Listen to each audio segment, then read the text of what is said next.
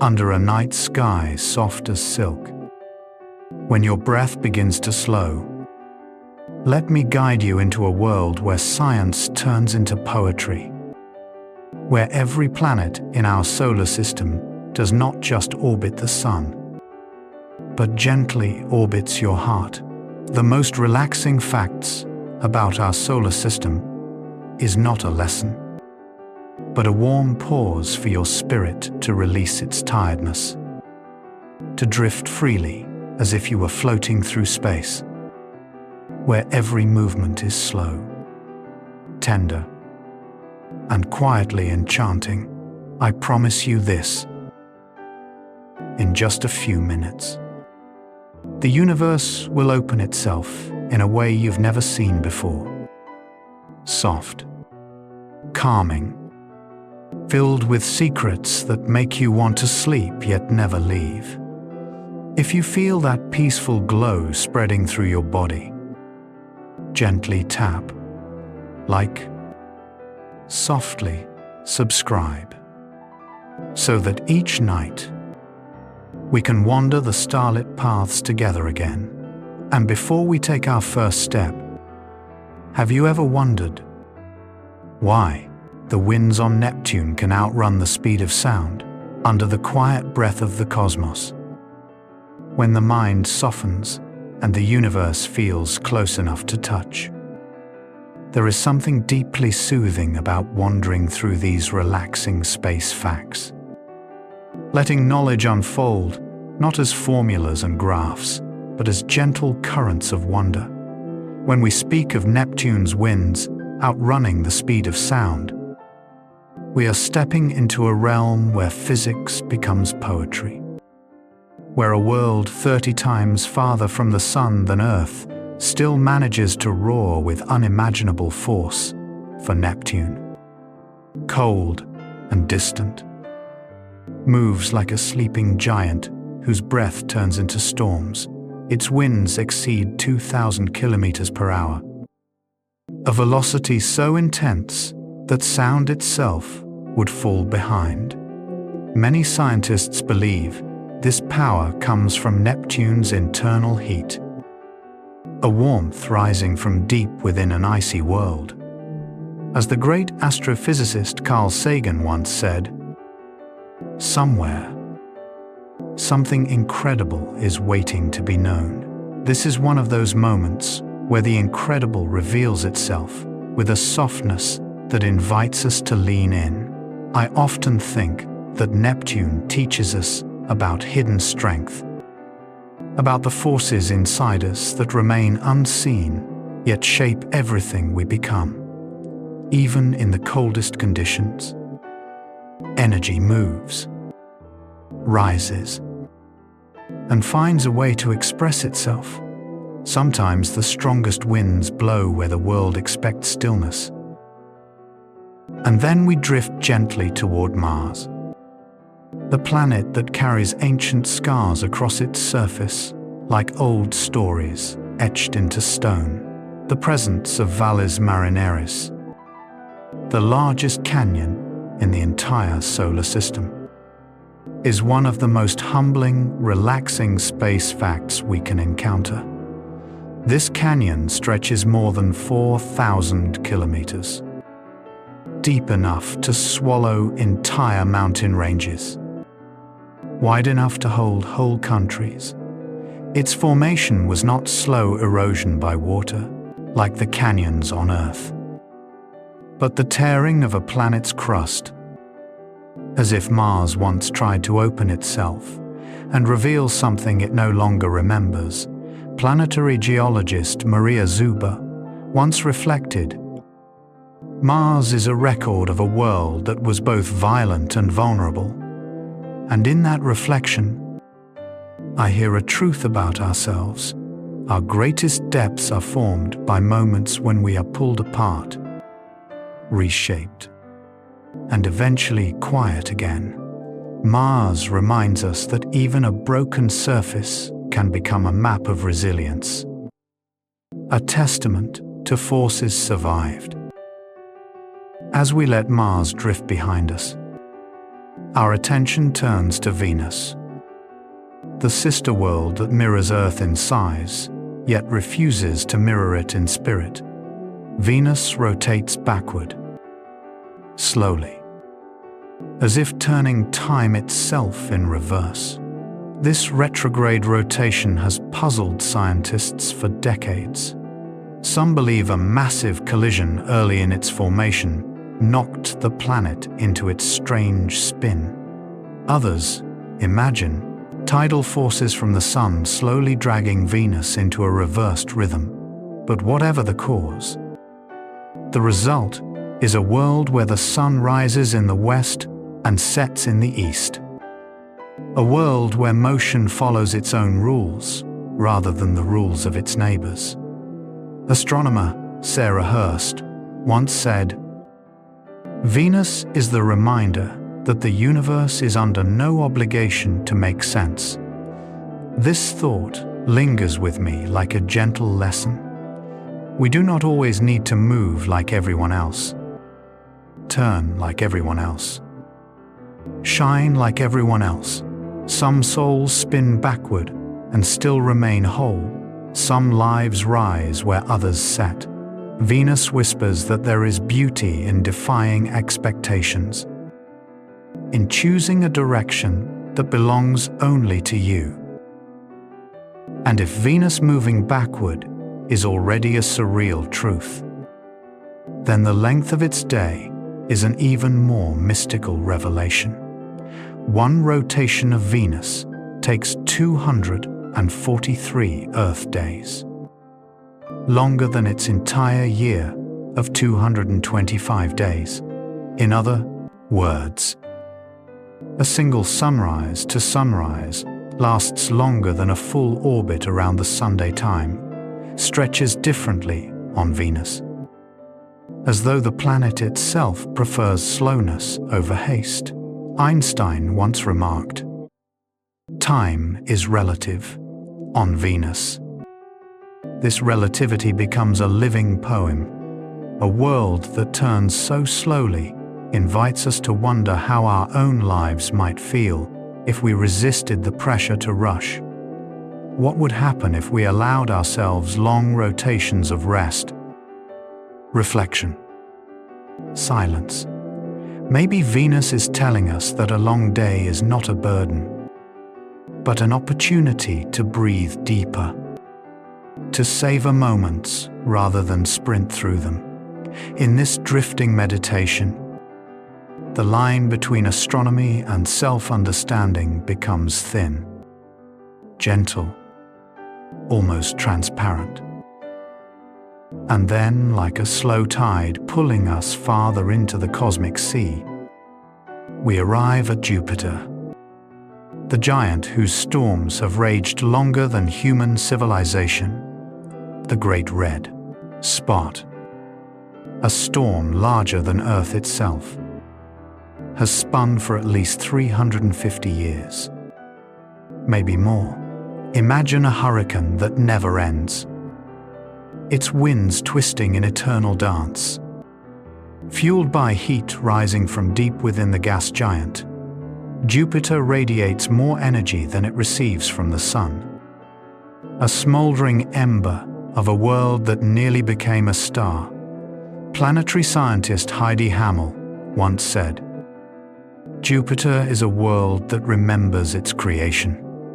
The storm is part of that memory, a swirling echo of the planet's birth, preserved across centuries. And in that timelessness, I hear a lesson about endurance. Some storms in our own lives feel endless, but they shift, evolve, soften, even if we don't always notice. The Great Red Spot has been slowly shrinking, slowly fading, not disappearing but transforming. Perhaps that is how our inner storms move too, not vanishing all at once, but changing shape as we grow.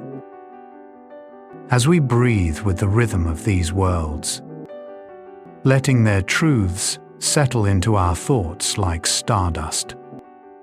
The universe begins to feel less like a distant frontier and more like a mirror. Every relaxing space fact is a reflection of something within us. Neptune teaches us that power can exist in silence. Mars reminds us that our deepest wounds can carve out our greatest landscapes. Venus shows us that moving differently is not wrong, but remarkable. The length of a Venusian day whispers that slowness is not the opposite of progress, but a form of wisdom. Jupiter teaches that endurance is not stillness, but quiet transformation. In moments like these, the night sky stops feeling cold. It feels alive, warm, almost compassionate, and, as the astronomer Neil deGrasse Tyson once said, we are part of this universe, and the universe is part of us. The more I explore these planetary mysteries, the more I realize that scientific facts can soothe us, not because they are distant or mechanical, but because they remind us of our place in something vast and gentle, where knowledge is carried on a soft voice. When space becomes a kind of meditation, the mind finds room to rest. The stars do not hurry. The planets do not compare themselves. Everything moves at its own pace, held in orbits shaped by gravity and time. And perhaps the greatest lesson we can take from the solar system is this: we too are allowed to move in ways that feel natural, quiet, authentic. We too can breathe, rotate, and change in rhythms that belong only to us. So as we drift deeper into this cosmic calm, letting the universe cradle us in its quiet hands, I hope these relaxing space facts have not only expanded your knowledge, but softened something inside you. If the planets can carry their storms, their scars, their slow-turning hours with such grace, so can you. And if the night sky feels a little closer now, a little kinder, then this journey has already done its work. Let the cosmos breathe with you. Let curiosity stay gentle. And let the next question rise like a star on the horizon, under the hushed breath of the universe, where thoughts begin to loosen and drift like pale dust across starlight. There is a quiet comfort in exploring these solar system bedtime stories, letting each geological mystery unfold, not as dry data, but as gentle movements of a living cosmos. When we speak of Earth's plate tectonics, we are really speaking of a planet that never stopped breathing. Only Earth, among all the worlds we know, carries a restless crust that breaks, drifts, collides, and reshapes itself, as though responding to an ancient pulse deep within its molten heart. Geophysicist Jason Morgan once said, "Plate tectonics is Earth's way of cooling itself, an engine that never sleeps." And in that quiet observation, I hear a soft truth about life itself. We too move through cycles of breaking and rebuilding, shifting and healing. Pulled by forces we often cannot name, Earth teaches us that motion is not chaos. It is survival. The continents drifting slowly over millions of years are mirrors of our own slow transformations, the ones we feel only when we look back. As we drift from Earth's living crust to the silent plains of Mars, the contrast becomes almost poetic. Mars does not breathe the way Earth does.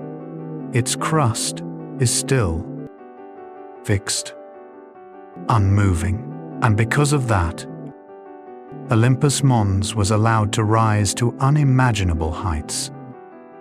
A volcano so vast that it could swallow Mount Everest many times over. There were no shifting plates to pull it away from its magma source. So eruption after eruption, century after century, the mountain grew like a giant, rising in slow motion through the red dust.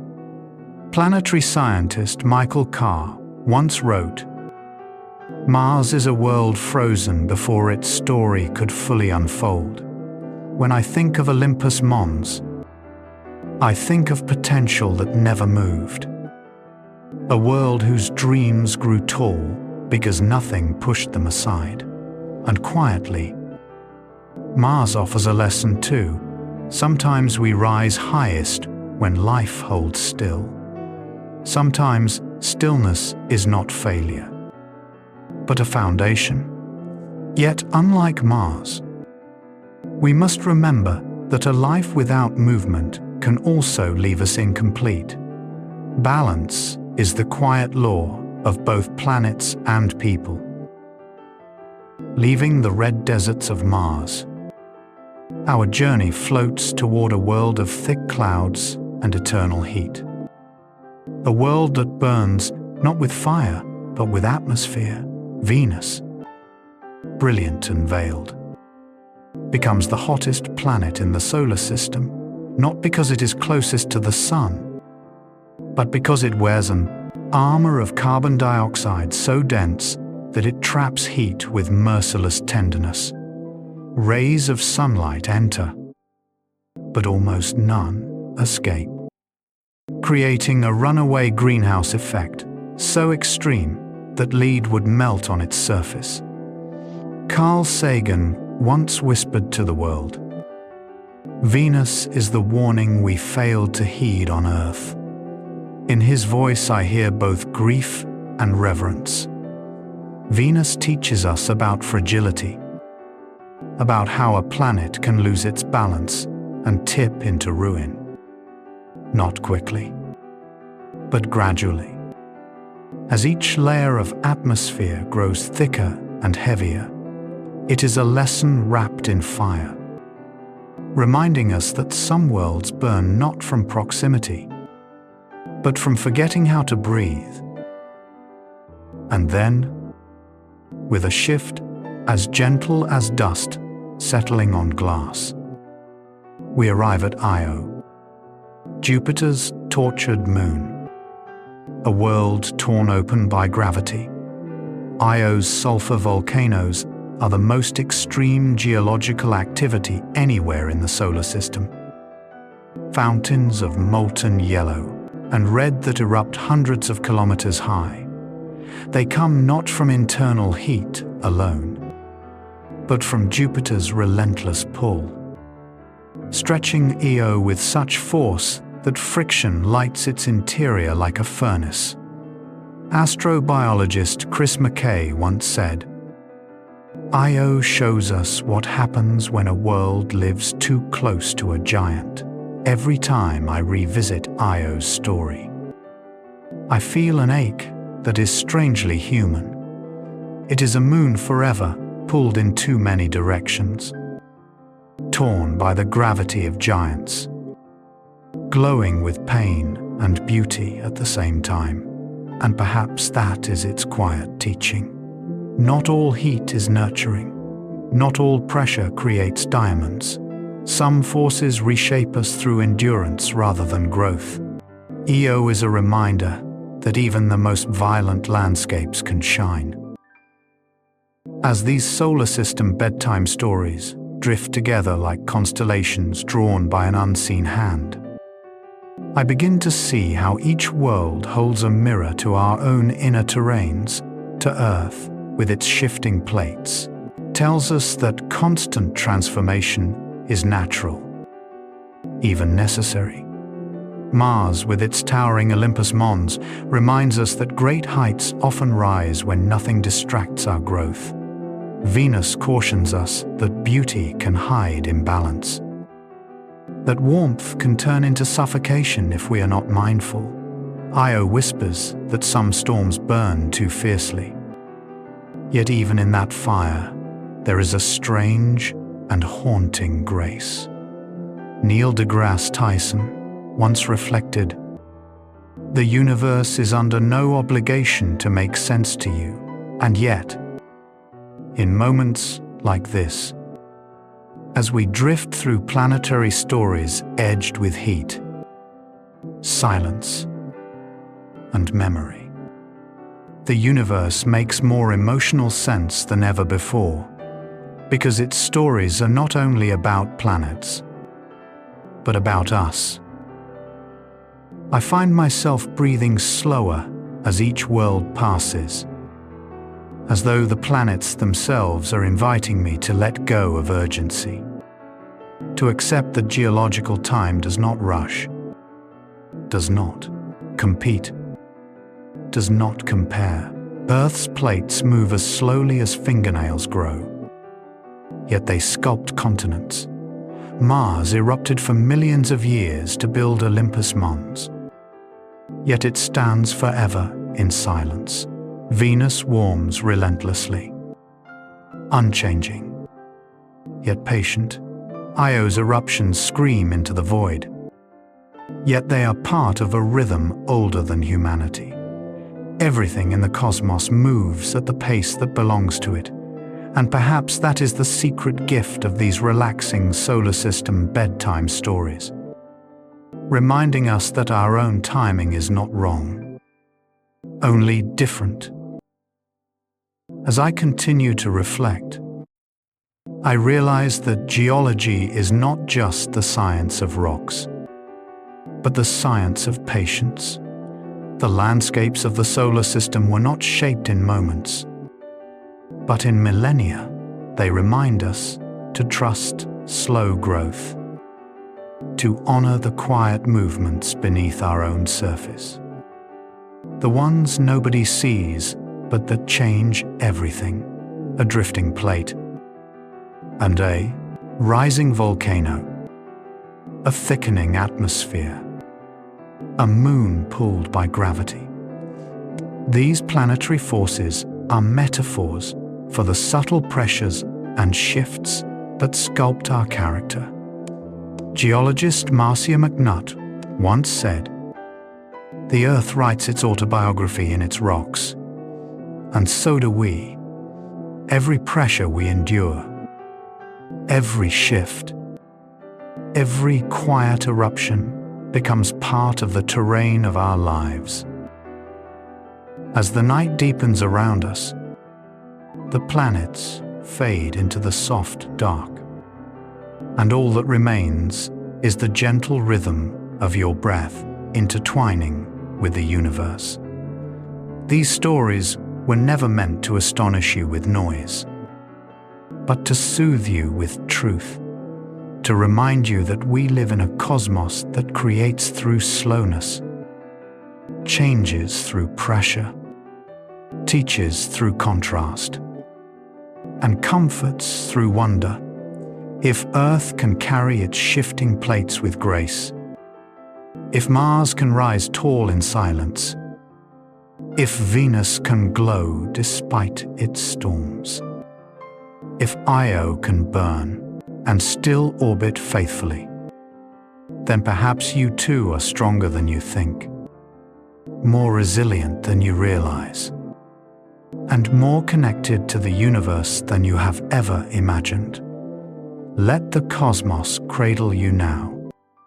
Let these solar system bedtime stories settle softly in your thoughts, and let the next question rise like a star on the horizon, under the quiet, drifting glow of the cosmos, where the stars seem to breathe in rhythms older than memory. We begin another calming astronomy video in the softest way, a journey not of noise, but of understanding, not of strict equations, but of quiet discoveries that unfold like petals in the dark. When we ask why Venus has no magnetic field, We are really asking why a planet so similar to Earth chose a different path, a different heartbeat, a different fate. Venus may once have had a molten interior capable of generating a dynamo, but over time its rotation slowed to a crawl, and the core seemed to fall asleep. Without that stirring motion of liquid metal, the magnetic shield never formed, leaving Venus exposed to the raw breath of solar wind. Carl Sagan once said, "The cosmos is full of mysteries, far more patient than we are, and Venus is one of them." A reminder that two worlds born from similar dust can grow into entirely different destinies. I often think Venus teaches us that strength does not always come from resemblance, but from movement, from stirring oneself even when nothing outside demands it. As we drift slowly away from the golden hazes of Venus, Mercury appears like a scarred ember circling in perpetual daylight and darkness. Mercury has no true atmosphere, but instead an exosphere, a thin breath of sodium, potassium, and oxygen scattered like dust motes suspended in a sunbeam. The planet is too small to hold a real atmosphere, its gravity too weak, and the sun's radiation too fierce. The particles that rise from its surface are constantly swept away, replenished only by micrometeor impacts and solar blasting. Planetary scientist Sean Solomon once reflected, "Mercury is a world losing more than it keeps." These words settle into me like a quiet ache. Some worlds are defined not by what they gather, but by what they cannot hold on to. And yet Mercury continues, orbiting faithfully, shining gently in the sunrise. If there is a lesson there, it is that even the worlds stripped bare can still glow. From these fragile worlds, we turn toward home, to Earth, wrapped in a magnetic field that moves like an invisible guardian. Earth's magnetic field arises from the rotation of its molten iron core, a dynamo that spins and pulses and shields us from the constant storm of charged particles streaming from the sunday. Without it, the solar wind would strip our atmosphere away, peel it back, layer by layer, until oceans boiled off and the sky thinned into silence. Neil deGrasse Tyson once said, "We live on a planet that defends us every single day." And most of us never notice.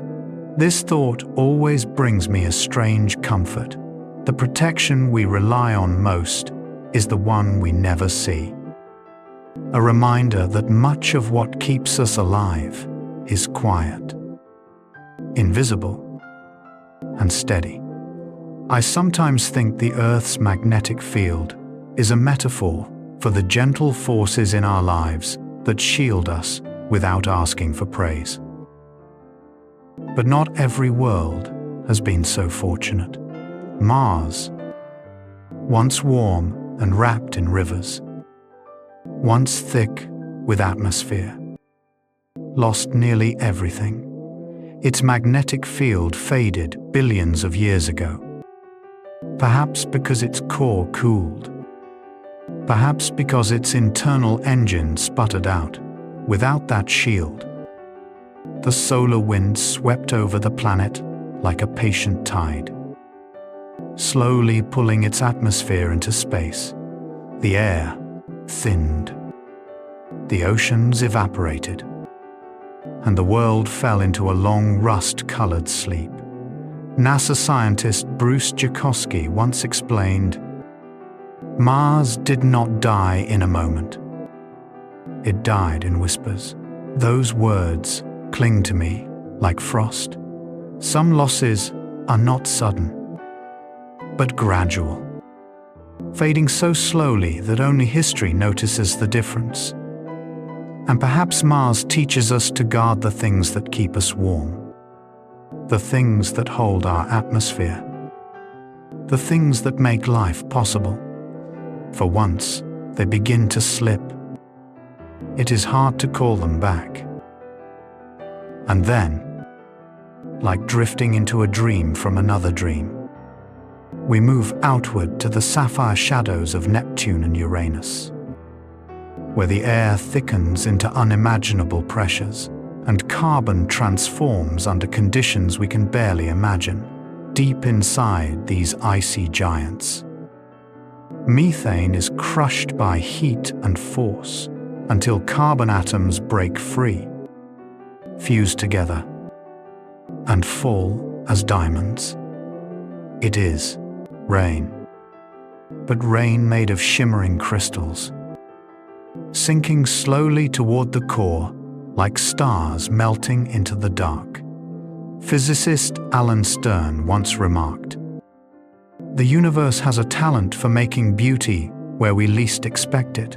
Diamond rain is that beauty, a reminder that pressure can create brilliance, that some worlds produce gems not through choice, but through endurance."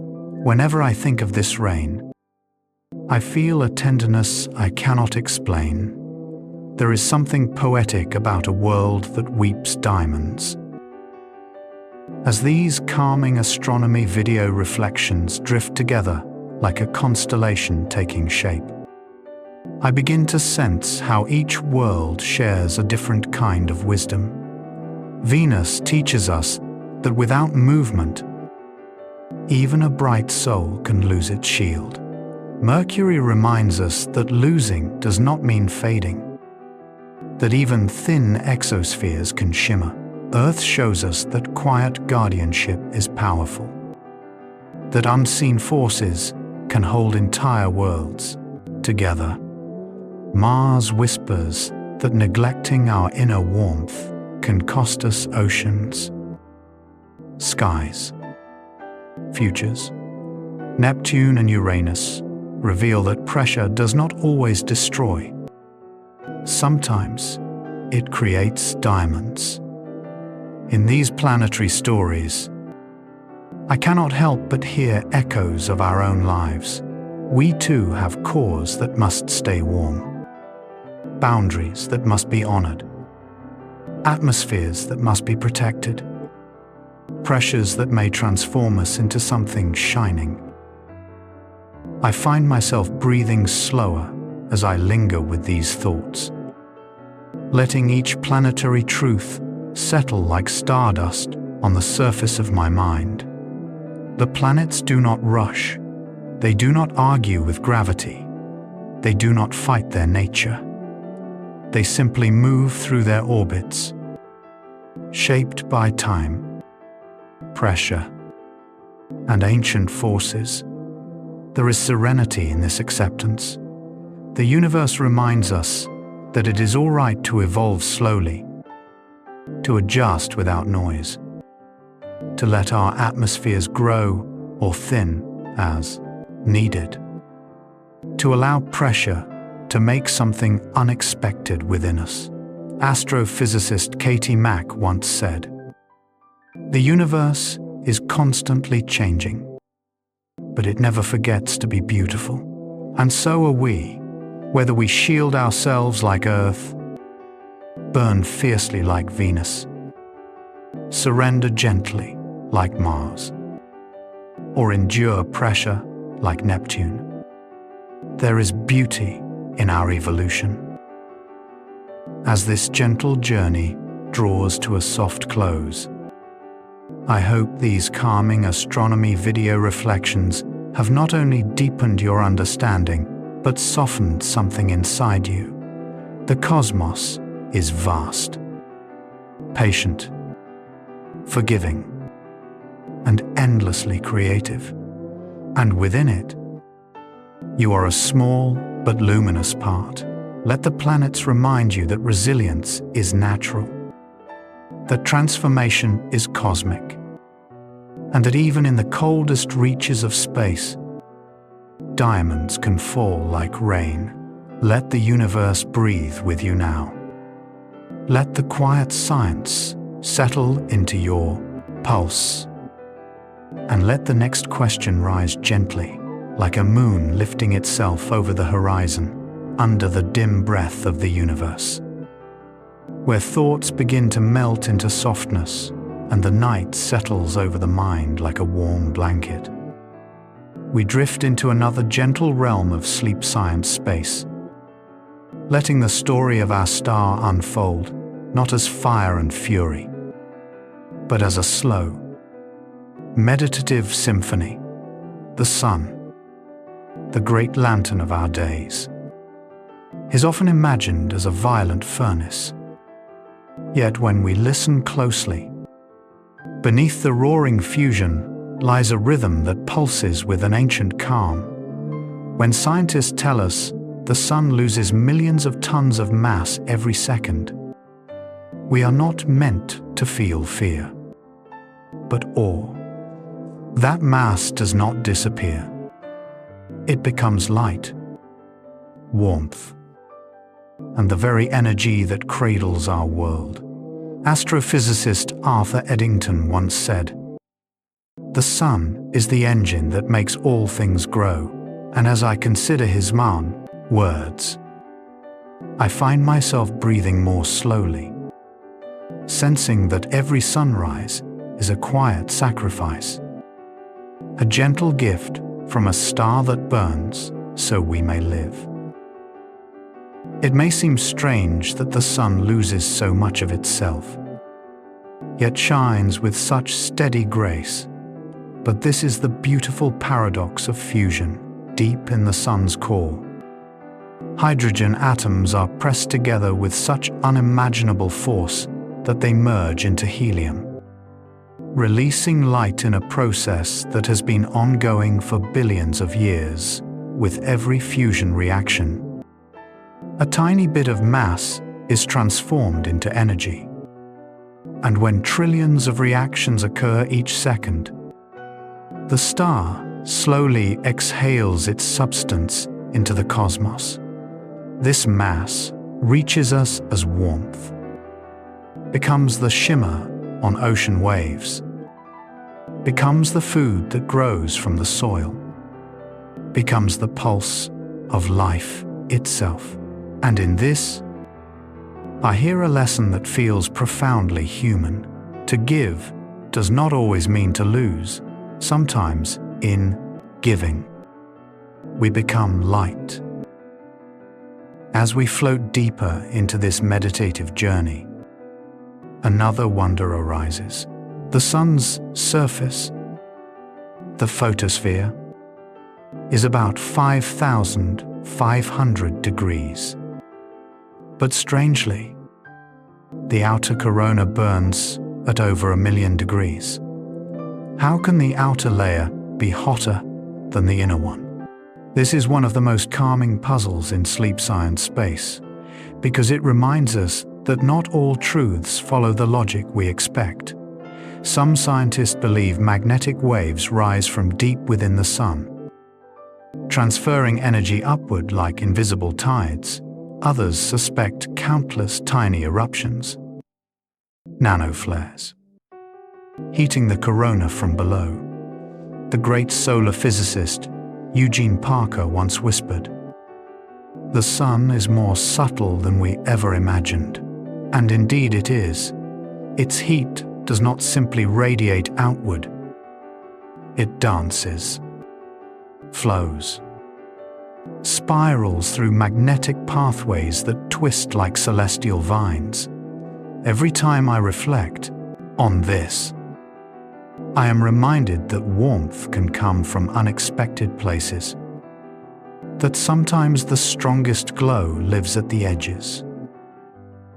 Drifting outward through these glowing mysteries, we encounter the sun's 11-year magnetic cycle, a breath so vast we cannot feel it directly, Yet its influence colors our skies with auroras and shapes the weather of space. Every 11 years, the sun's magnetic poles flip, north becoming south, south becoming north. It is as though the star turns itself inside out in a slow, majestic rhythm. During this cycle, sunspots wax and wane, solar flares surge, and the corona swirls with heightened activity. Helioseismologist David Hathaway once said, "The sun is not static, it breathes." And that thought settles into me like a lullaby, a star breathing across a decade, expanding, relaxing, renewing itself in cycles older than every story ever told. We too have cycles. We too have magnetic shifts within us, times when we glow brightly and times when we must rest. The sun teaches us to honor these rhythms gently.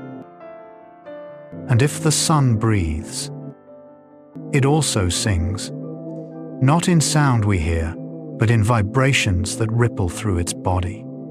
The sun rings with pressure waves, oscillations rising and falling like notes in a deep, cosmic instrument.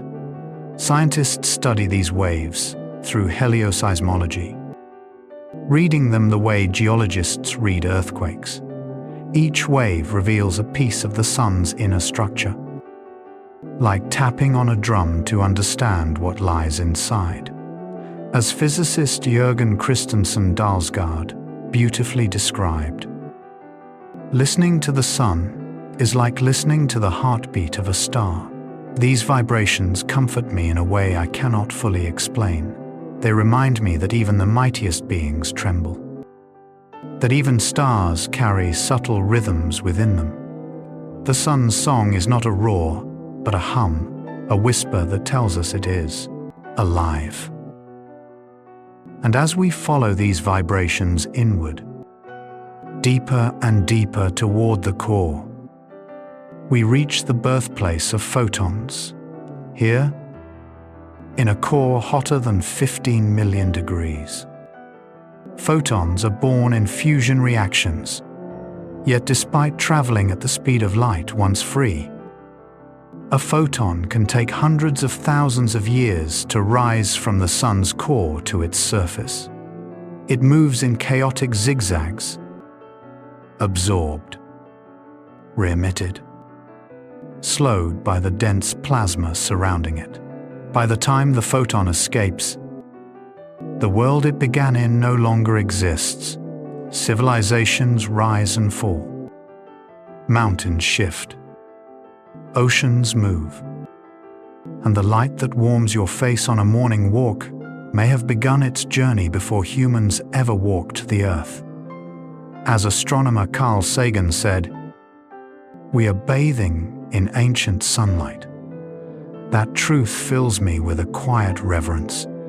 To think that the warmth touching your skin today is the final breath of a journey older than history itself. All these wonders drift together like stars forming a single constellation, each fact glowing softly in the darkness. The sun loses mass to give us life. The corona burns brighter than logic imagines. The magnetic poles flip in slow, deliberate breaths. The star sings in vibrations that echo through its glowing heart. And every photon that reaches us has traveled across ages, carrying history in its light. These are not just facts, they are meditations. In them, I find lessons that feel almost spiritual. To give without fear, to glow even at the edges, to honor the cycles of change, to hum gently through our own storms, to trust the long journeys that shape us over years, decades, lifetimes. The more I learn about our star, the more tender the universe feels. This sleep science space reflection does not merely explain the sun. It reveals the softness hidden beneath its fire. And as I let these truths settle into my breath, I realize that perhaps the greatest comfort the sun offers is this: even the brightest beings are shaped slowly.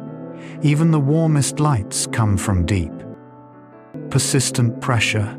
Even ancient fire can whisper. Even stars can sing. Let the warmth of that thought cradle you now. Let the long journey of sunlight rest on your skin. And let the next question rise, glowing, like dawn at the edge of your dreaming horizon, under the velvet hush of the universe, where thoughts begin to loosen and float like silver dust across the night. The story of our moon rises softly as one of the most relaxing solar system facts we could ever fall asleep to. The moon is not just a companion in the sky. It is a cosmic miracle. A presence so large compared to its planet that it astonishes every scientist who studies planetary formation. Earth's moon is 1/4 its size. An enormous ratio, unmatched by any other rocky. Most experts agree it was born from a collision, a violent embrace between the young Earth and a Mars-sized body, whose debris melted and merged into the sphere we now see glowing each night. Planetary scientist Robin Canup once said, "The moon is our planet's memory of its most traumatic moment." Yet somehow, this trauma became beauty. A reminder that even catastrophic change can create something luminous. I often think the moon teaches us that what breaks us may also reshape us into something gentler. As we drift deeper into lunar quietude, we find that the moon is not as silent as it seems. It trembles, ever so softly, with what scientists call moonquakes. These quakes come from many sources. Some triggered by the tides. Earth's gravity pulls through the lunar crust. Some caused by the surface heating and cooling as day becomes night. And some rising from deep within the moon itself. Apollo instruments once recorded quakes lasting nearly an hour. Longer than earthquakes because the moon is dry, rigid, and echoes like a bell. Seismologist William Farrell once remarked, "The moon rings because it remembers every impact, every moment of heat, every breath of time." Hearing this, I cannot help but feel that the moon is a testament to endurance.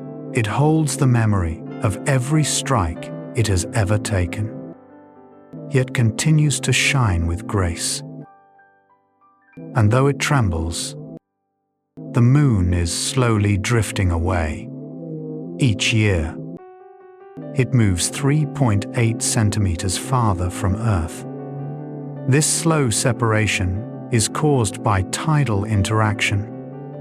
Earth's oceans create a bulge that tugs on the moon, pushing it outward.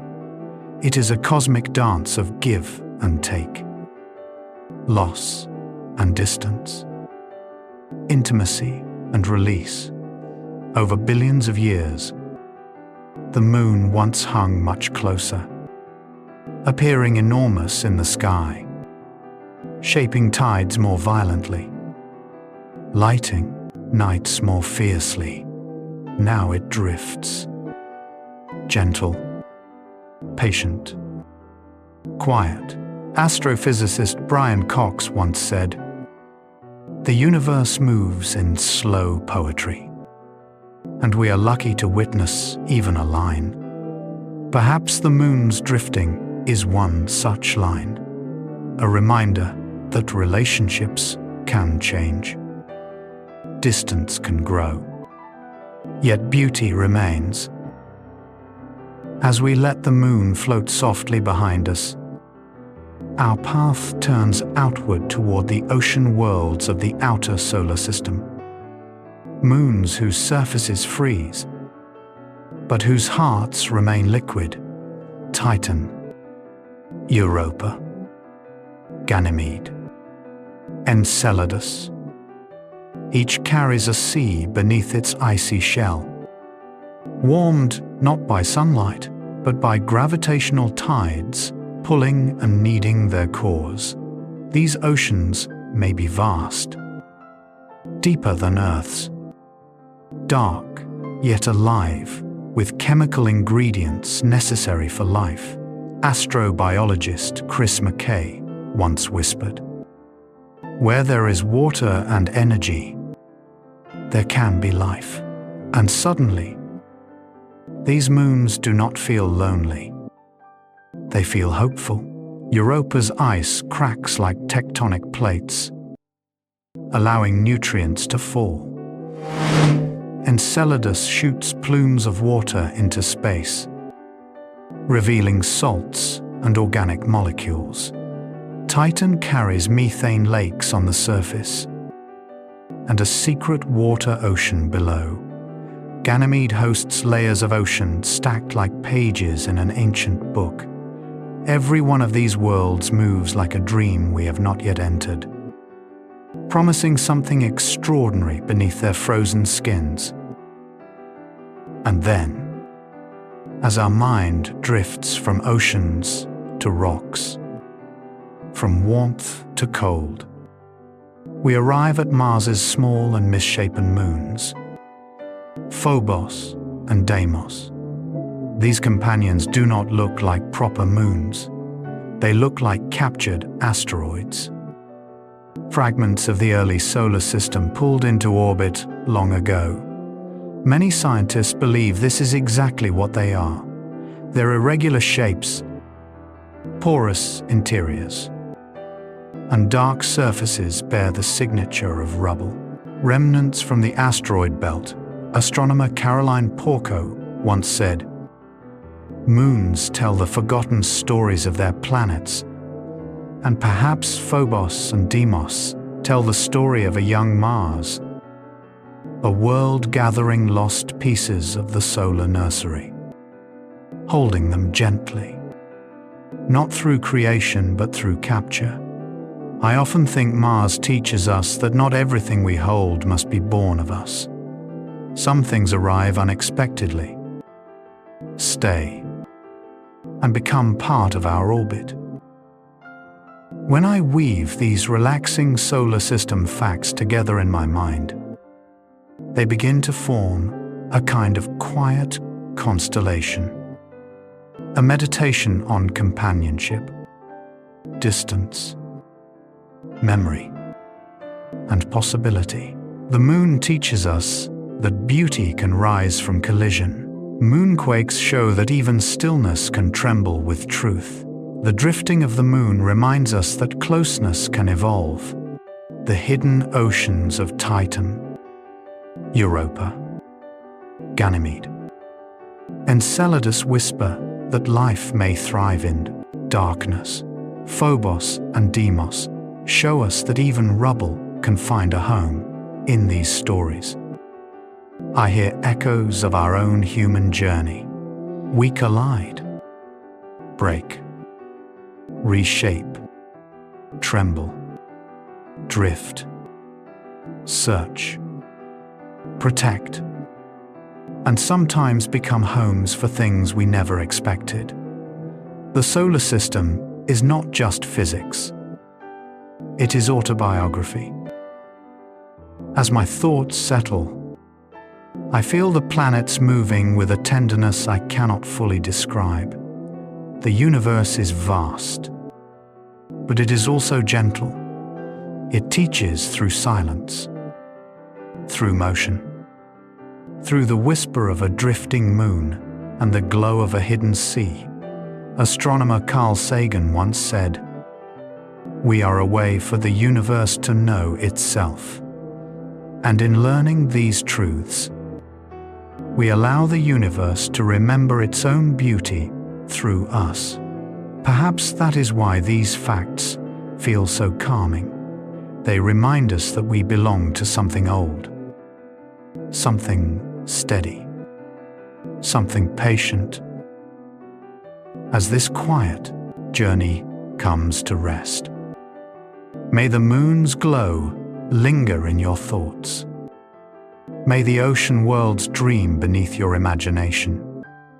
And may the drifting moons of Mars remind you that even the smallest worlds carry stories worth telling. Let the universe cradle you now. To let these relaxing solar system facts soften your breath. And let the next question rise gently, like a moon lifting itself over a peaceful horizon, under the soft breathing of the cosmos, where starlight drifts like powdered ice across an endless night.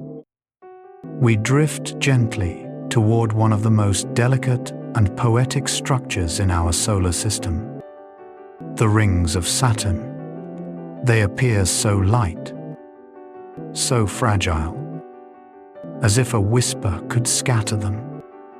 Yet they are made of billions of particles ranging from tiny grains to moon-sized fragments, each a shard of ancient water ice mixed with dust. Some scientists believe these rings were once the remains of a shattered moon, torn apart by Saturn's gravity in a moment both violent and strangely graceful. Planetary scientist Linda Spilker once said, "Saturn's rings are the poetry of destruction, rewritten as beauty." I often feel that truth settling inside me, like a quiet tide. Sometimes what breaks becomes more breathtaking than what stood before. As we drift through this luminous halo, a more melancholic truth appears. The rings are disappearing, slowly, silently, falling into Saturn like frozen rain. Microscopic particles are pulled inward by gravity, spiraling down through the magnetic field and dissolving into the planet's atmosphere. Scientists call this ring rain, a gentle yet inevitable erosion of something magnificent. Over millions of years, the rings will fade, thinning like memories in the dark. Cassini researcher Jeff Cuzzi once reflected, "We are living in a time when Saturn wears a crown." Those words, always, make me pause. They remind me that beauty is often temporary, and that witnessing it is a privilege. And yet, Saturn is not alone in this dance of ice and shadow. All the giant planets have rings, though faint, thin, and shy compared to Saturn's radiant bands. Jupiter's rings are made of fine dust kicked up by micrometeor impacts on its small moons. Uranus carries delicate blue arcs that shimmer in a tilted darkness. Neptune's rings are clumpy, braided, shifting with mysterious forces. Some scientists believe the same phenomenon that fuels the Neptune wind speed explanation. Incredible atmospheric dynamics and gravitational interactions also shapes the structure of its rings. Astronomer Andrej Brahic once said, "Neptune's rings are like whispers, faint but full of secrets." When I think about this, I realize that not everything brilliant needs to shine loudly. Some wonders exist in whispers, floating deeper into the quiet mechanics of these rings. Another marvel emerges. Moons can be born from rings. When icy particles collide gently, they stick together, forming clumps that over time grow into small worlds. Saturn's moons like Pan and Daphnis appear to have formed this way, gently gathering material from the edges of the rings, sculpting ripples and waves as they orbit. It is creation through softness, a world forming not from violence, but from patience. Astrophysicist Caroline Porco once remarked, "Rings are cosmic nurseries, where moons learn how to be worlds." And in that thought, I hear a lesson about growth. We too may shape ourselves quietly, gathering what we need, letting time and gentle collisions form who we become. As these relaxing truths drift together, like frozen petals swirling around Saturn's vast shoulders, I begin to feel how interconnected everything in the solar system truly is. The rings are not just ornaments. They are archives. They hold the remnants of lost moons, the fingerprints of meteors, the echoes of ancient gravitational storms. They are built from memory, shaped by motion, dissolved by time. In that drifting impermanence, they remind us that even celestial beauty fades, and that this fading is part of its meaning. When I consider how Neptune's fierce winds twist its rings, how Jupiter's dust rings whisper around its massive shadow, how Uranus holds its rings in tilted silence, I feel a softness rise in my chest. Each planet wears its rings not as decoration, but as history. The more I reflect, the more I realize that rings are metaphors for our own lives. They are made of fragments, moments, broken pieces held together by gravity. They shift, thin, ripple, brighten, and fade. Some pieces fall away. Others form small worlds that travel with us. Rings teach us that nothing beautiful is meant to last unchanged, and that transience does not diminish wonder. It deepens it. Carl Sagan once said, "The universe is not required to be perfect, but it is required to be beautiful." Perhaps Saturn's rings are the clearest expression of that truth. As the night folds around us, and Saturn's shimmering halo begins to dim into dreamlike haze, I hope these gentle reflections settle into you like stardust on calm water.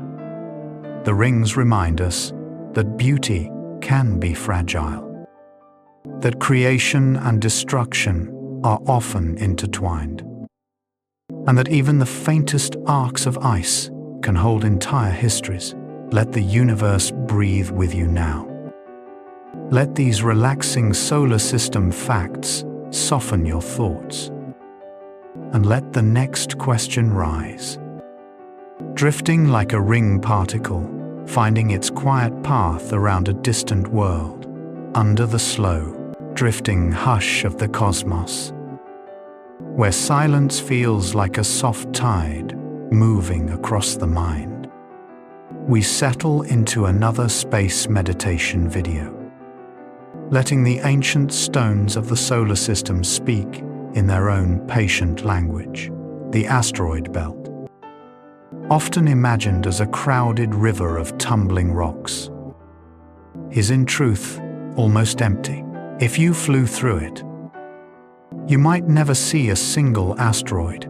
It is a field shaped by loss and possibility, by the gravitational tug of Jupiter, tearing potential planets apart before they were ever born. Planetary scientist Alan Stern once said, "The asteroid belt is the ghost of a world that never formed." That thought moves through me like a quiet wind. Sometimes absence tells the deepest story. Sometimes what could have been becomes the teacher of what is. And yet, in that nearly empty vastness, something beautiful happens. Some asteroids carry moons, tiny companions, drifting beside them like loyal shadows. These moons form in several ways, sometimes captured by gravity during close encounters, sometimes born from collisions that fling debris outward, sometimes co-created from clumps of material drifting together in the early solar system. When astronomer William Botke studied these systems, he said, "Asteroids are more social than we once believed." And I love that sentiment. Even the smallest worlds seek companionship. Even wandering stones find ways to orbit one another, to stay close, to dance in quiet gravitational harmony. It reminds me that connection does not require size, strength, or perfection, only presence. As we drift deeper into this meditative quiet, the rubble pile asteroids appear, soft-looking in their fragility. Though shaped by ancient violence, these are not solid worlds, but loose gatherings of shattered stone, held together only by gravity. They are the remains of countless collisions, broken and regathered, shattered and reformed. Again and again, spacecraft visiting these bodies often discover surfaces that shift underfoot, stones that cling to one another like memories refusing to scatter. Asteroid researcher Patrick Michel once said, "Rubble piles are monuments to resilience."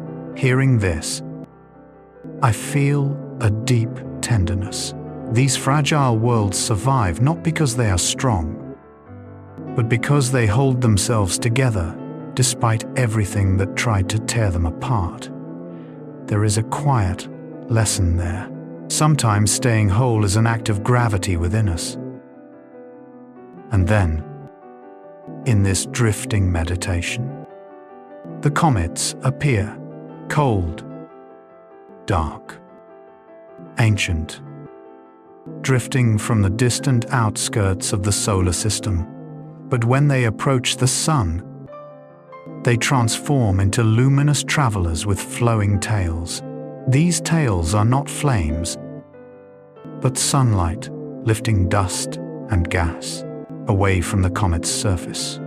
And the tail always points away from the sun, because it is shaped by the solar wind pushing outward in a constant, invisible stream.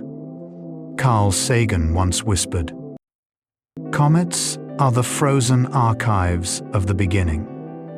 Every time I watch a comet sweep across the dark, I feel like I am watching a page of cosmic memory unfold. Glowing, dissolving, drifting into the black. The tail is a reminder that even cold things can shine when they come close to warmth. Even ancient things can show beauty when touched by light." And then, almost like a whisper from another world, we discover that some of the stones that land on Earth really come from Mars. A powerful impact on the Martian surface can blast rocks into space, sending fragments on long wandering paths that eventually cross Earth's orbit.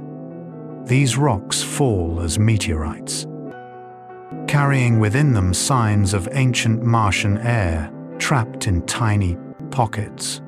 When geochemist Roberta Score first identified a meteorite as Martian, she said, "It was holding the breath of another planet." That idea has never left me. A meteorite from Mars is not merely a stone, it is a traveler, a messenger, a physical memory of another world that crossed millions of miles to land at our feet. There is something intimate about that voyage, something holy, something that reminds us how connected the solar system truly is. When I weave these truths together, they form a constellation of meanings that feel both scientific and deeply human. The almost empty asteroid belt teaches us that silence has shape. That emptiness can be the residue of ancient battles. Asteroid moons show that even the smallest beings can create relationships. Rubble pile asteroids whisper that brokenness does not end a story. It reshapes it. Comet tails remind us that warmth can draw out hidden beauty, and that movement away from prose, the familiar, can still be guided by light.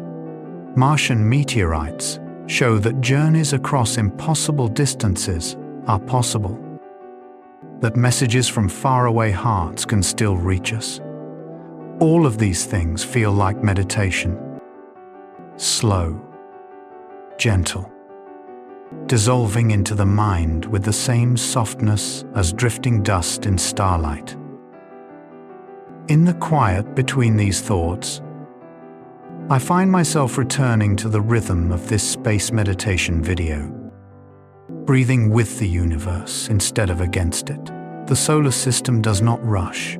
It moves in cycles older than memory, shaped by collisions, gravity, light, and silence.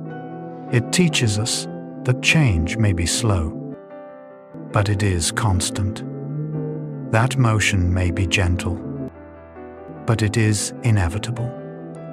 That broken pieces can find their way back into shape through patience rather than force.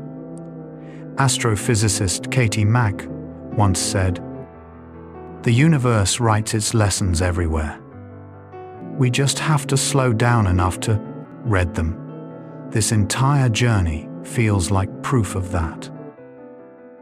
The more I reflect, the more the solar system feels like a great teacher of emotional truth. The asteroid belt teaches us that dreams that never formed can still leave beauty. Asteroid moons teach us how companionship forms naturally when two beings simply stay close. Rubble piles show us how to hold ourselves together when the world has broken us. Comets remind us that our brightest moments may come when we are warmed by love or hope. Martian meteorites show us that even across impossible distances, connection can still happen. These are not just cosmic facts, they are meditations. As this quiet journey through drifting stones and luminous tails comes to an end, I hope these relaxing truths have settled gently into you. The solar system is vast, ancient, and full of stories written in rock, dust, and light. And within those stories, there are lessons for anyone who listens with a slow, steady breath. Let the universe cradle you now.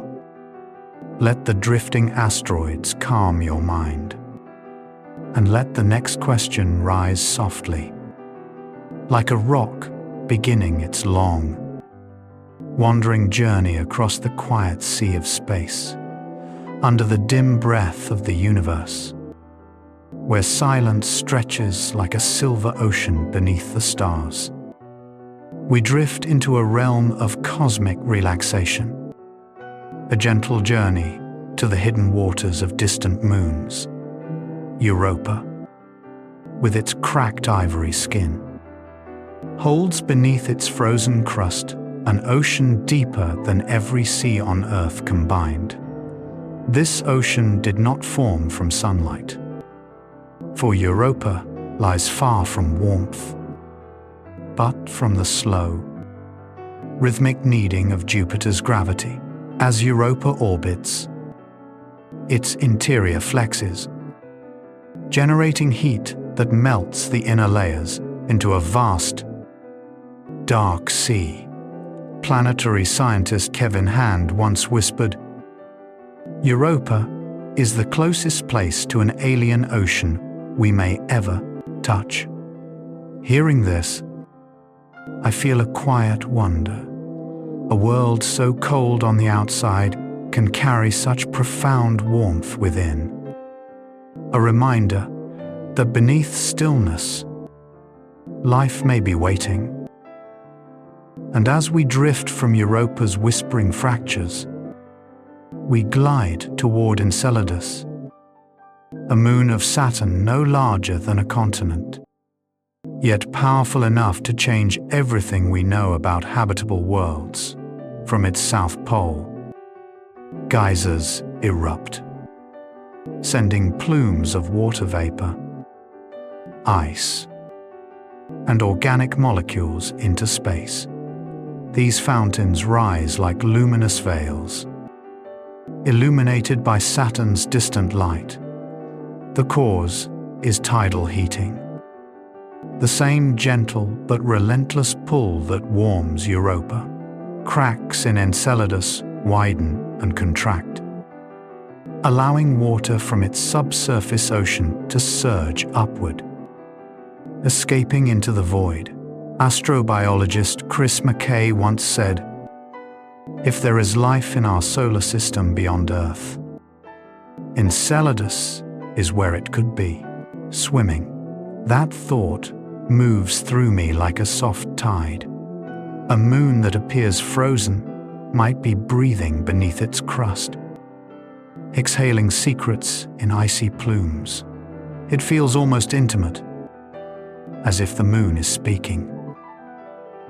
From these glowing fountains, our path drifts outward toward the quiet outskirts of the solar system, to Pluto, a world once misunderstood, now revealed as exquisitely complex. Pluto carries a heart-shaped region called Tombaugh Regio, a bright expanse of frozen nitrogen spreading across its surface like a pale pulse. Beneath this icy heart, scientists suspect a liquid ocean may still exist, warmed by residual heat and insulated by thick layers of ice. Planetary scientist Alan Stern once reflected, "Pluto is alive. Geologically and perhaps more emotionally than we imagined." That line always stays with me. Under a frozen exterior, warmth persists. Under silence, motion continues. Pluto teaches us that even the most distant heart can carry hidden fire. As we drift deeper into this oceanic meditation, another wonder rises from the dark. Could hydrothermal vents exist beneath the icy shells of Europa, Enceladus, or even Pluto? On Earth, these vents are places where life begins, where heat and minerals pour upward from the mantle, feeding entire ecosystems in the absence of sunlight. Scientists believe similar vents could exist in these alien oceans. As their rocky cores flex under gravitational tides, minerals and heat rise, creating pockets of warmth in the otherwise frozen deep. When oceanographer John Delaney described Earth's vents, he said, "They are the places where the planet whispers its secrets into the sea." Imagining such vents on distant moons feels like listening to another world breathe. Life may not need sunlight, only warmth, minerals, and time. The universe seems endlessly patient in its creation of life's possibilities. When I weave these wonders together, a soft constellation of meaning begins to form, drifting through the mind like floating ice illuminated by starlight. Europa's ocean shows that distance from the sun does not silence the possibility of life. Enceladus teaches that even small worlds can create oceans vast enough for mysteries. Pluto reminds us that hearts of ice may hide seas of warmth. Hydrothermal vents across these moons suggest that life needs far less light than we once believed, and far more imagination.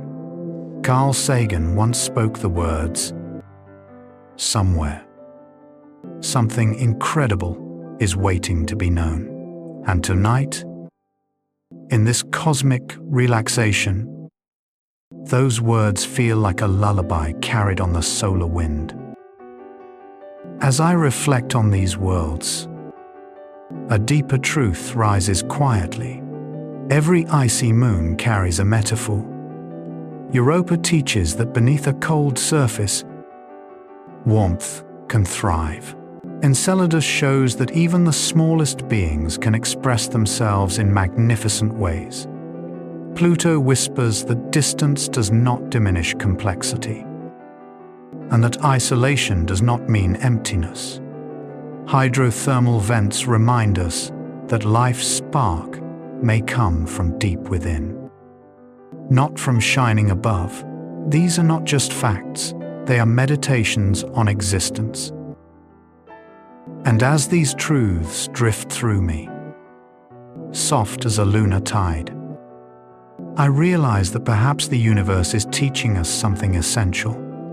Life is patient, life is resourceful, life adapts in shadows. Life survives deep under ice, and in darkness so profound that no star can touch it. If oceans can bloom beneath frozen shells, then hope can bloom beneath the heaviest burdens. If hydrothermal vents can feed ecosystems in total darkness, then creativity and resilience can rise inside us in our darkest hours. Astrobiologist Nathalie Cabral once said, "Life finds a way, even when the universe seems indifferent." To me, these words feel like the soft current that runs beneath every ocean world. As the night folds around us, and the distant moons drift back into shadow, I hope these cosmic relaxation reflections settle into you like warm currents beneath a frozen sea. The universe does not rush. It creates slowly, gently, in layers of ice and motion, silence and possibility, and within its quiet rhythms, there is a message for anyone who listens with a calm, open heart. Let the hidden oceans of Europa soothe you. Let the geysers of Enceladus lift your thoughts. Let Pluto's icy heart remind you of your own secret warmth.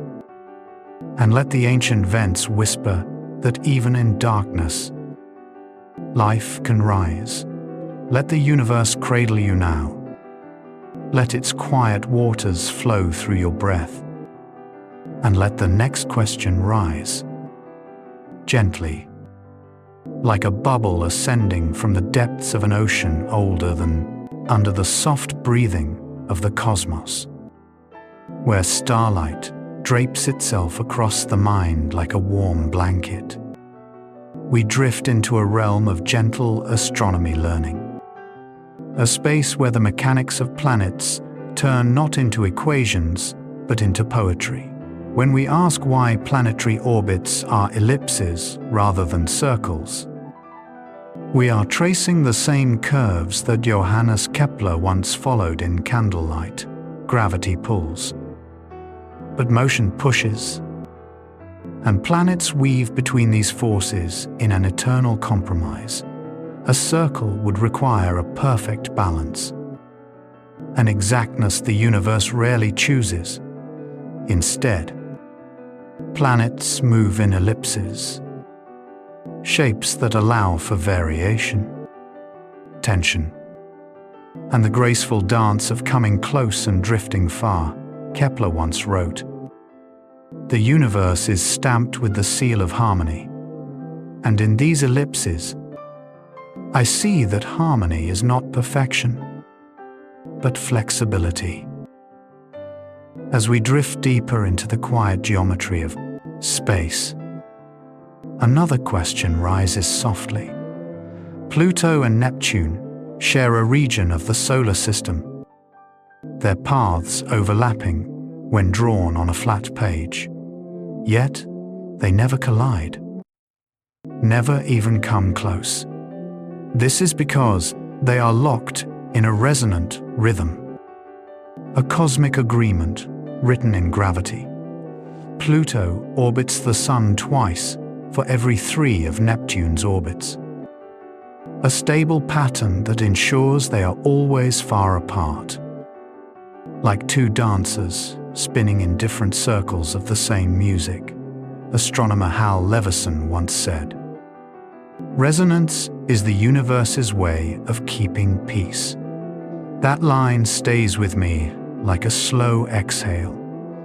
Even worlds that seem destined to cross paths find ways to avoid conflict.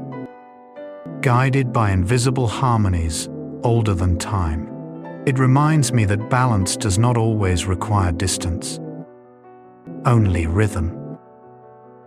From these gentle synchronies, our path drifts toward Mercury. The smallest and swiftest of the planets, Mercury does something strange. Its orbit shifts slightly each time it circles the Sun, a motion called perihelion precession for centuries. Astronomers could not explain why the numbers did not match Newton's predictions. Then came Albert Einstein. His theory of general relativity described gravity not as a force, but as the curvature of space-time. And Mercury's orbit finally made sense. Its closeness to the Sun meant it was moving through a deeper well of warped space-time. Making its path subtly shift, Einstein reflected on this discovery and said, "To understand Mercury is to glimpse the fabric of the universe, and truly, Mercury is a reminder that sometimes the smallest things reveal the deepest truths." As the mind settles with this understanding, soft as dust falling in moonlight, another world calls to us. Mars. Red. Ancient. Scarred by time, seasons bloom and fade on Mars just as they do on Earth. Though they unfold with their own quiet rhythm, the tilt of Mars's axis creates its seasons, just as Earth's tilt gives us spring, summer, autumn, and winter. But Mars is farther from the Sun. Its orbit is more elliptical, and its atmosphere is thin. Winters bite deeper, summers stretch longer, and sunlight arrives unevenly. As though whispered rather than spoken, planetary scientist Bruce Jakosky once said, "On Mars, seasons are not just changes in weather. They are changes in the soul of the planet." I feel that deeply. Seasons are not merely temperatures, but transformations. And then, like rolling into a slow cosmic dream, we arrive at Uranus, the planet that leans as though listening closely to the universe. Uranus is tilted 98 degrees, practically lying on its side.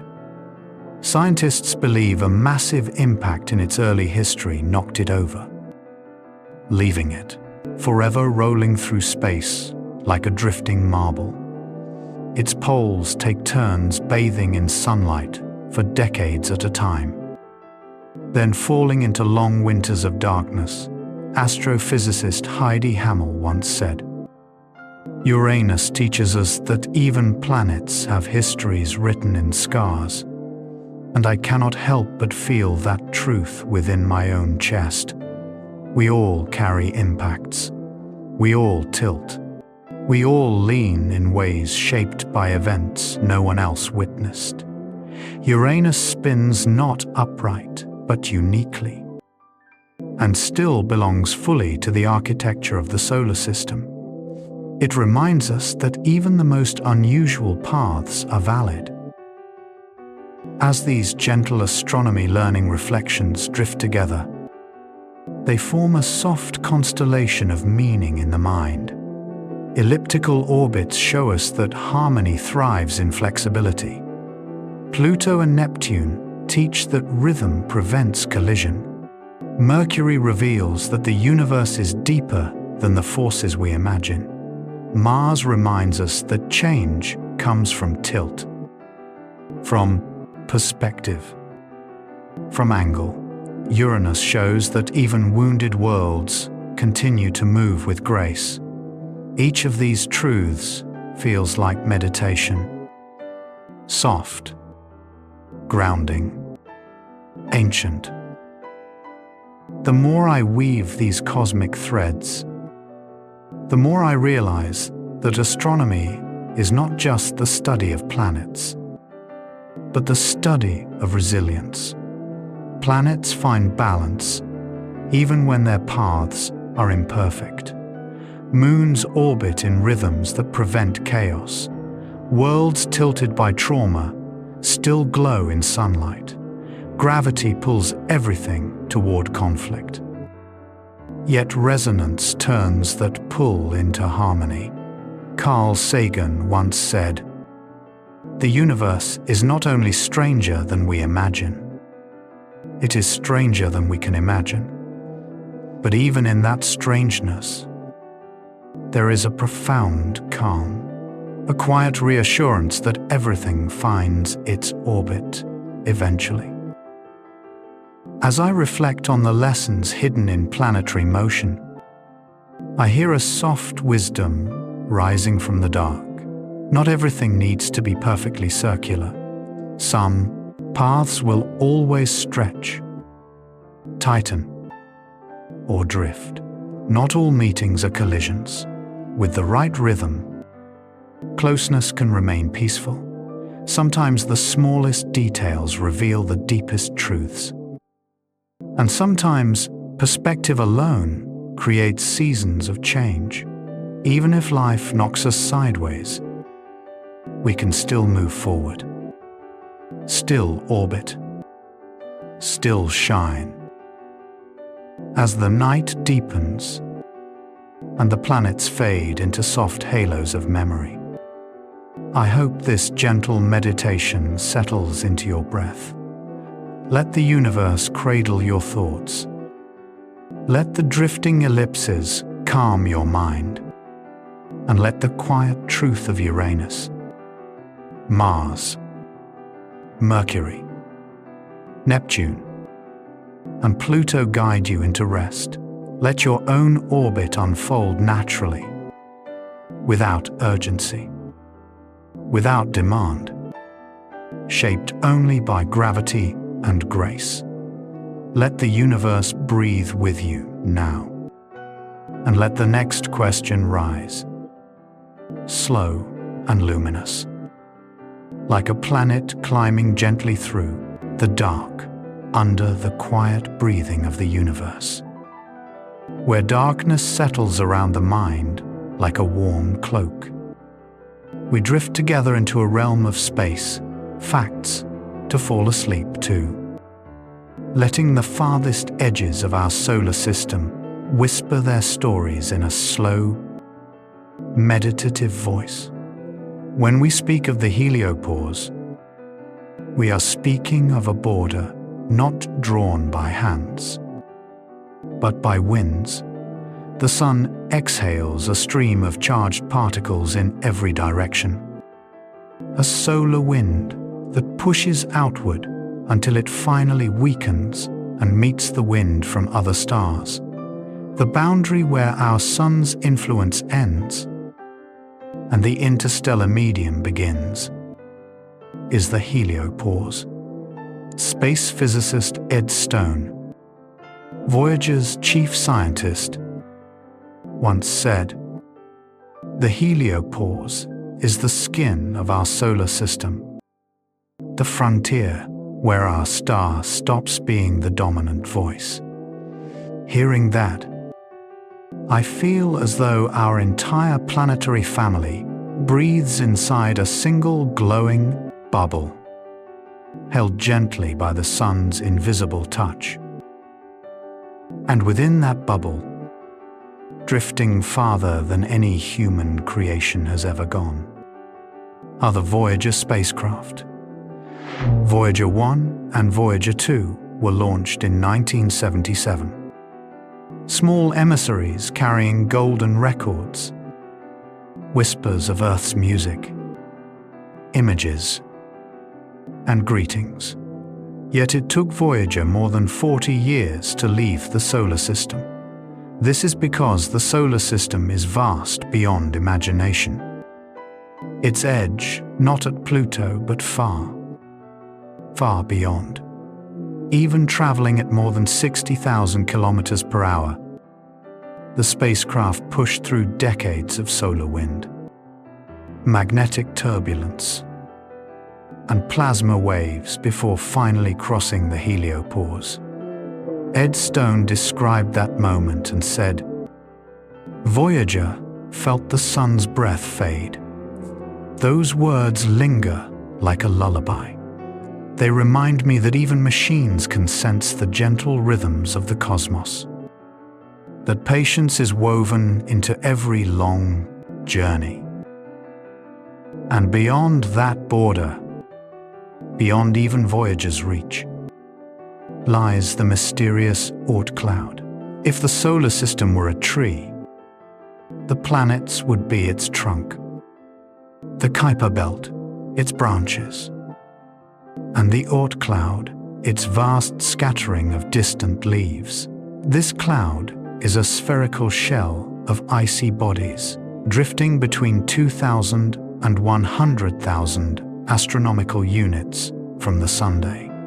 It is so enormous that a ship traveling as fast as Voyager would need tens of thousands of years to reach its inner edge. Astronomer Jan Oort, who first proposed its existence, once said, "The solar system is a family with members we have yet to meet." I often think of that when looking into the night sky.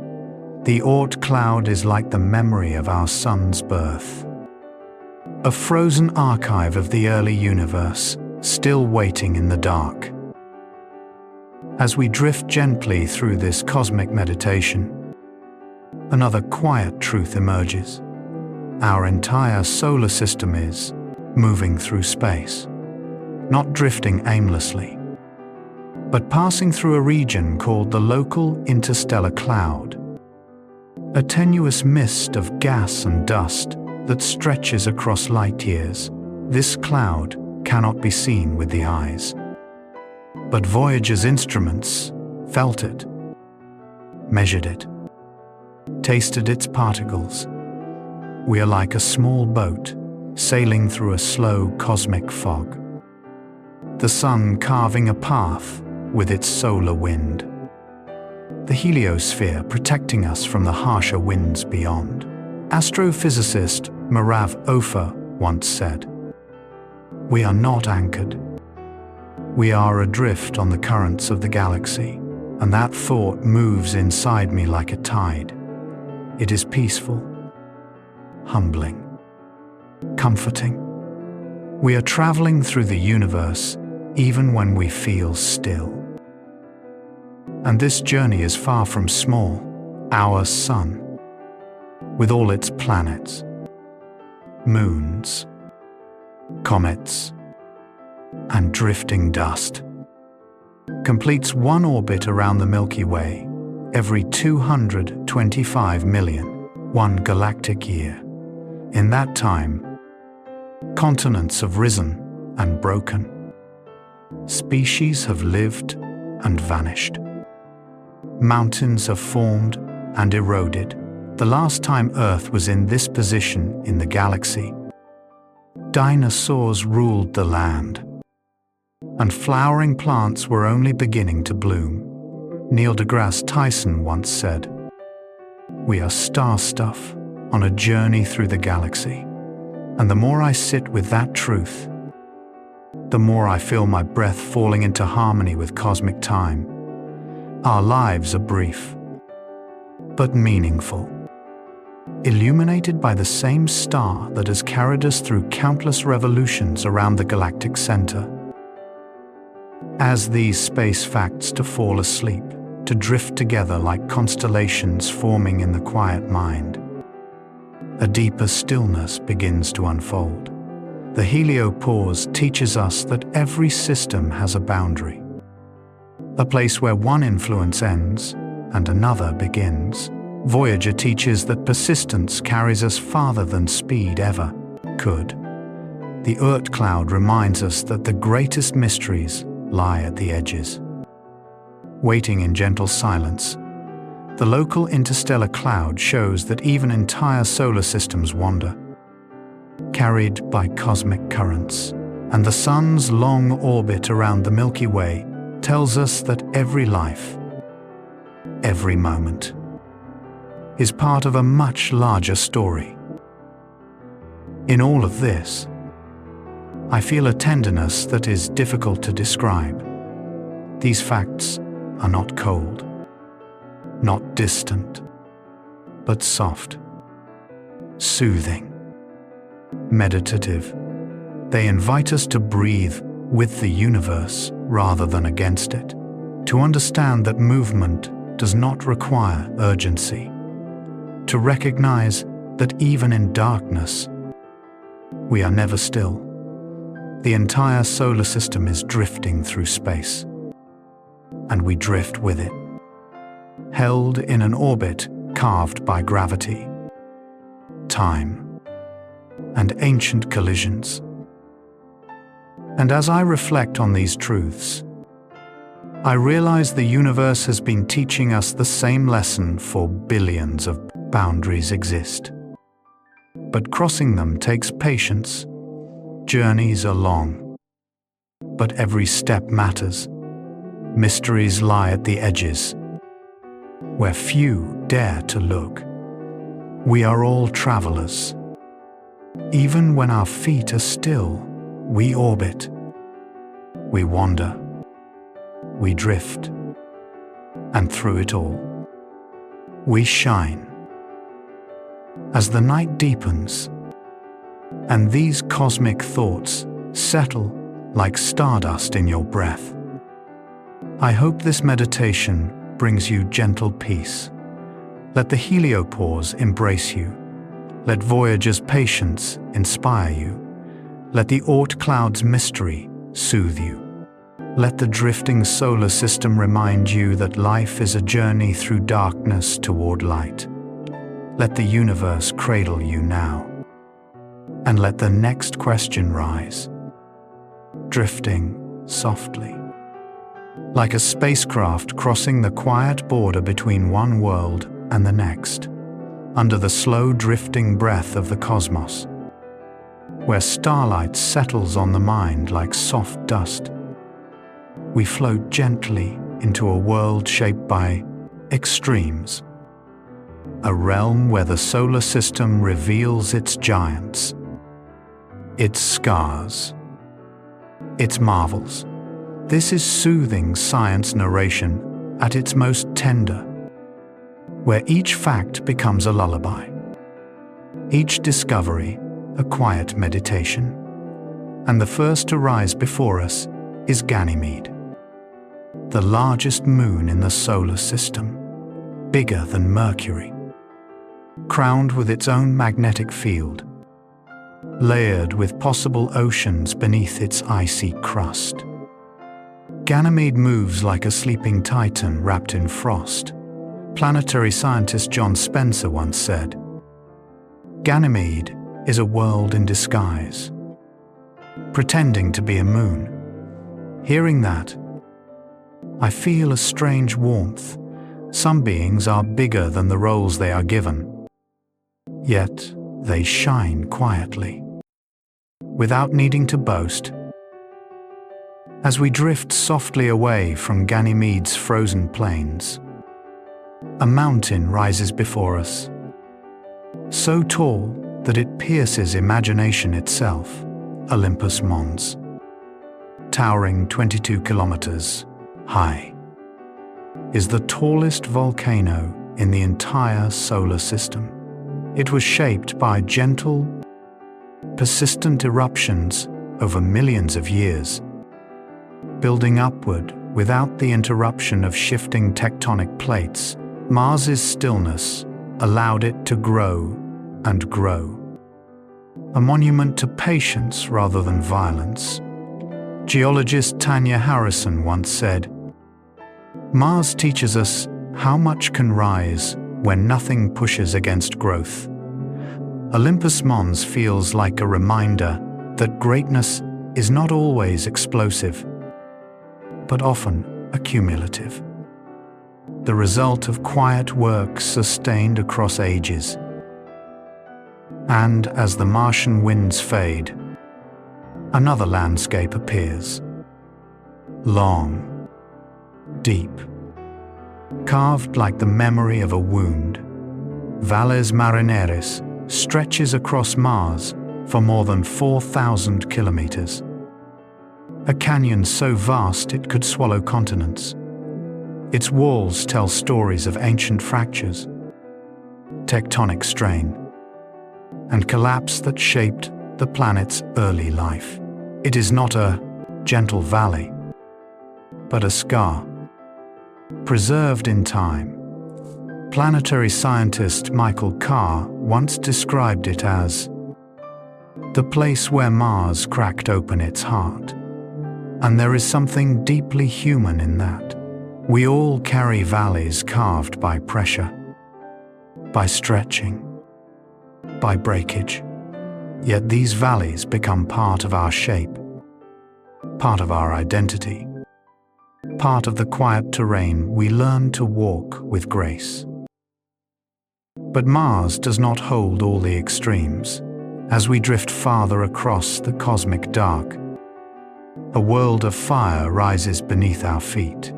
Io, Jupiter's tortured moon, is the most volcanically active place in the solar system. Dozens of volcanoes erupt constantly, sending fountains of molten sulfur hundreds of kilometers high. Io is stretched and squeezed by Jupiter's immense gravity, heated not by sunlight, but by stress, by relentless pulling, by the cosmic equivalent of emotional strain. Astrobiologist Chris McKay once said, "Io is what happens when a world lives too close to a giant." Those words have always stayed with me. Sometimes the greatest pressures shape us in the harshest ways, and yet Io shines with a wild beauty, glowing in infrared as though carrying a furnace in its heart.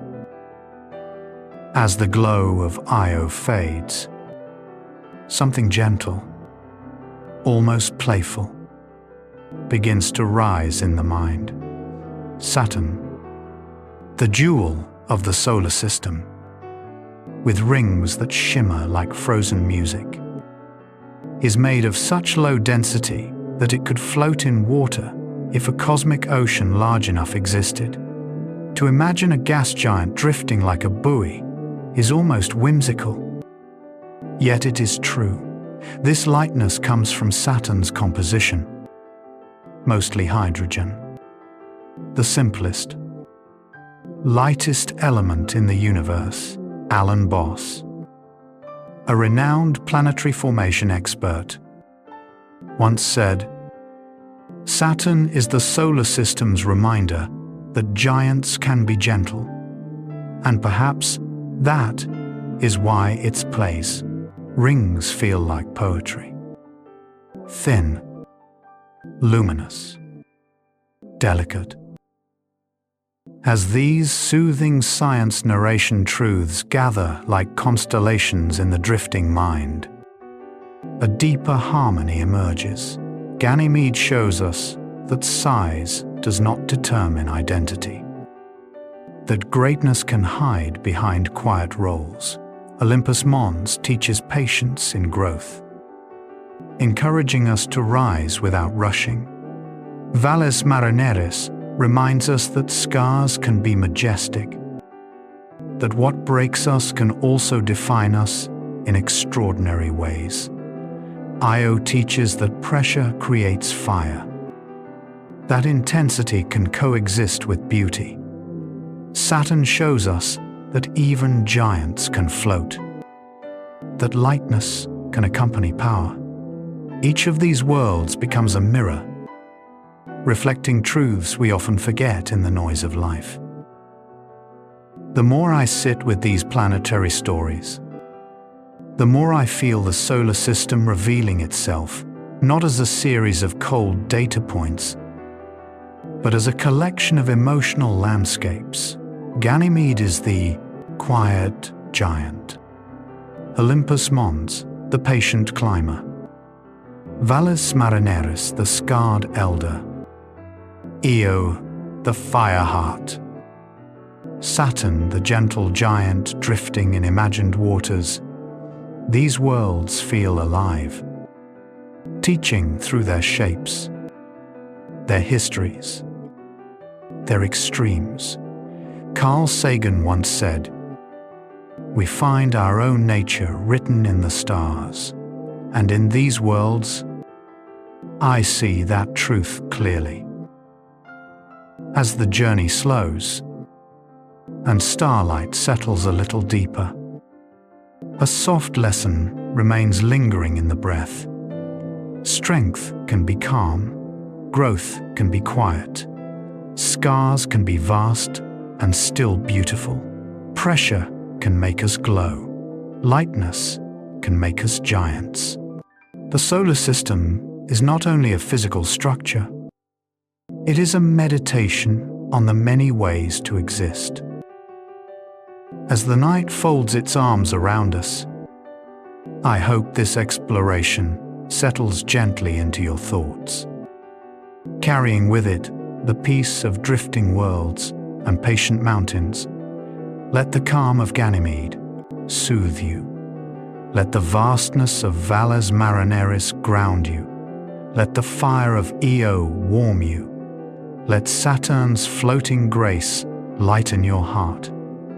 Let the universe cradle you now, and let the next question rise, drifting softly, like a moon lifting itself through starlit silence, under the slow, drifting breath of the cosmos, where silence folds gently around the mind like a warm blanket.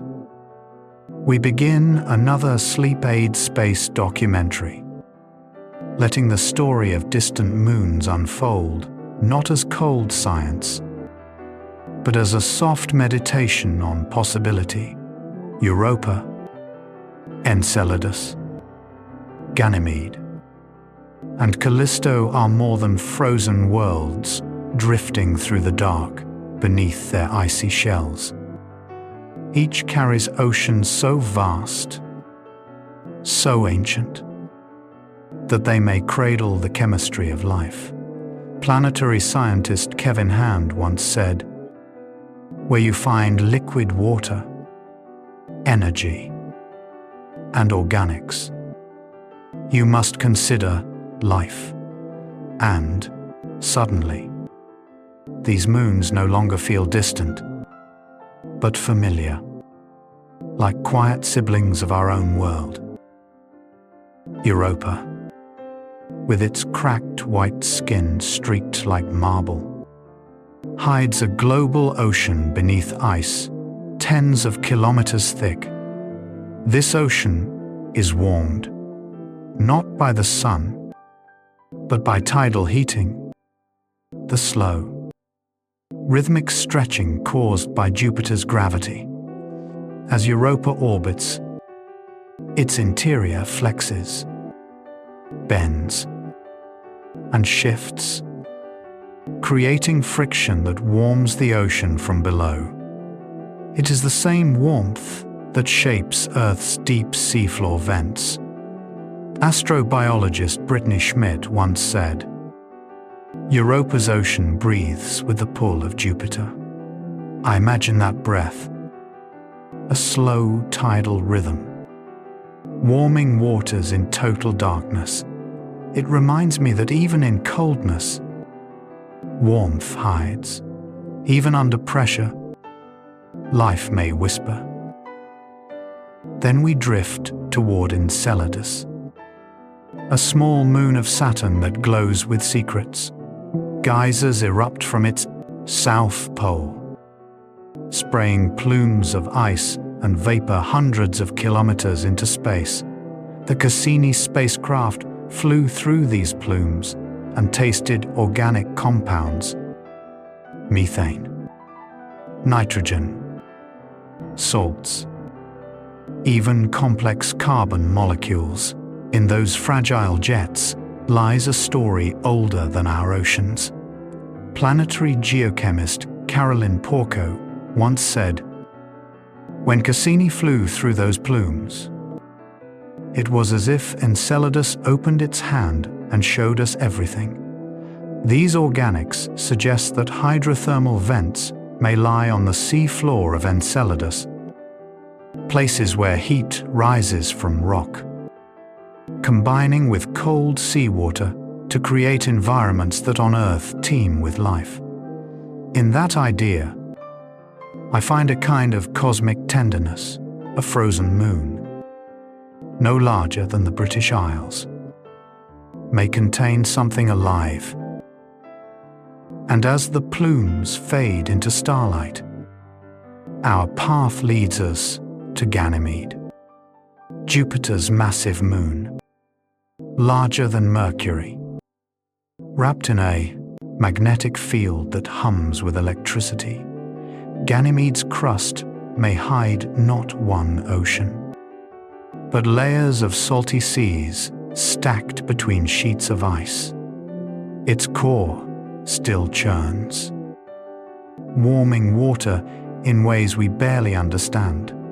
Some scientists believe microbial life could swim between those frozen strata, finding pockets of minerals and heat.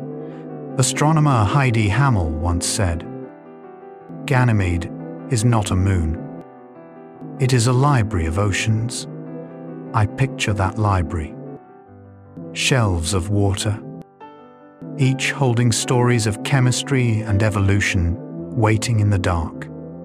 The idea feels soothing, like knowing the universe keeps its oldest memories safely stored.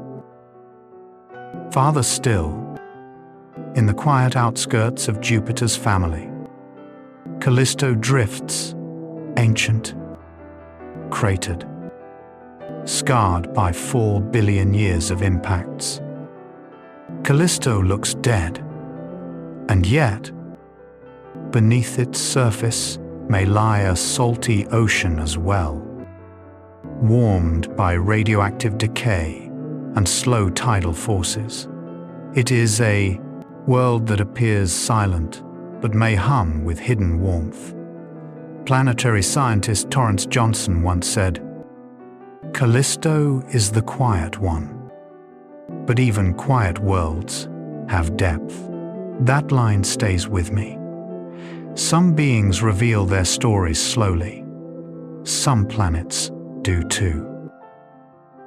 As we drift from moon to moon, a pattern emerges. These oceans exist because of tidal heating.